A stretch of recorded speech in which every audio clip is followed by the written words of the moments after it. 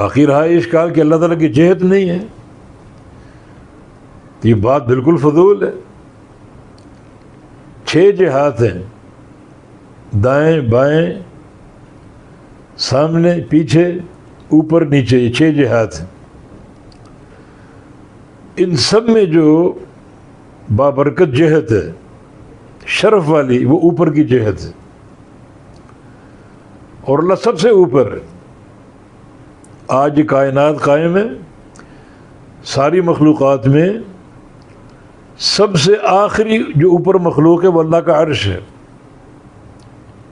اس سے اوپر کوئی مخلوق نہیں، اور اللہ اپنے عرش پہ مستوی، مانا اللہ سب سے اوپر، اس کے لیے شرف کہ وہ علو میں ہے، اوپر ہے، نہ وہ سامنے ہے، نہ پیچھے، نہ دائیں نہ بائیں نہ نیچے، اوپر۔ یہ جہت شرف کی جہت ہے۔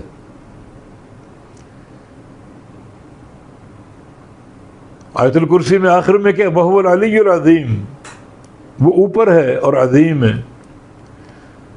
سجدے میں سبحان ربی الاعلیٰ پڑھتے ہو، پاک ہے میرا رب جو اعلیٰ، سب سے اوپر، سب سے بلندی پر۔ تو جہت کی نفی یہ بھی جہالت کا عقیدہ ہے۔ اللہ تعالیٰ کے لیے جہت حق ہے، اور وہ جہت علو ہے، سب سے اوپر، اس سے اوپر کوئی مخلوق نہیں، اور اس کی شان بھی ہے کہ سب سے اعلیٰ، سب سے اوپر ہو۔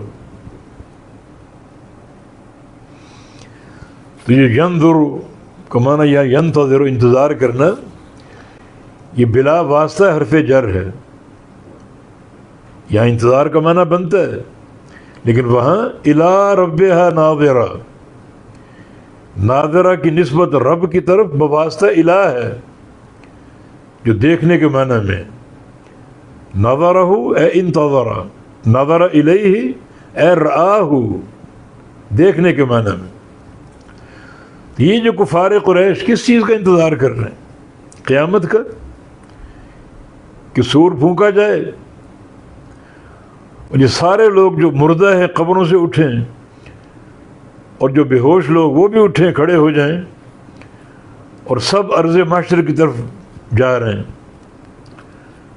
دائیں بائیں دیکھے بغیر، دائیں بائیں مڑے بغیر۔ اسرافیل علیہ السلام دوسرا سور پھونک کر وہ لوگوں کو بتائیں گے کس طرف جانا ہے۔